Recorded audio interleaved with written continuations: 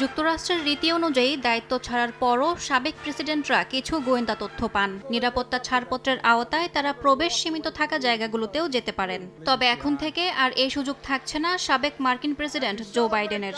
Truth সোশ্যালে দেয়া এক পোস্টে ট্রাম্প জানান বাইডেনের নিরাপত্তা ছাড়পত্র বাতিল করছেন তিনি।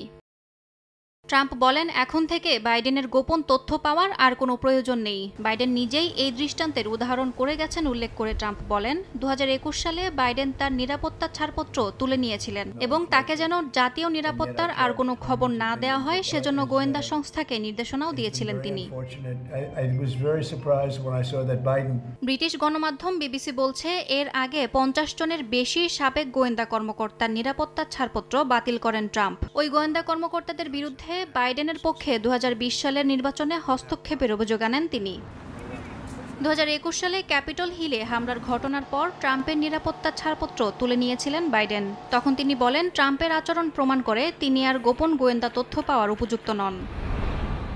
অর্ধেক পাউডারে দ্বিগুণ উজ্জ্বলতা, নতুন রিন অ্যাডভান্সড অর্ধেক পাউডারে দ্বিগুণ উজ্জ্বলতা। নিরাপত্তা ছাড়পত্র বাতিলের সিদ্ধান্ত নিয়ে এখনও কোনো মন্তব্য করেননি বাইডেন। তবে এর মধ্য দিয়ে ডোনাল্ড ট্রাম্প মার্কিন রাজনীতিতে প্রতিহিংসার নতুন উদাহরণ তৈরি করেছেন বলে মনে করেন বিশ্লেষকরা। ইয়াসমিন অনন্যা, সময় সংবাদ।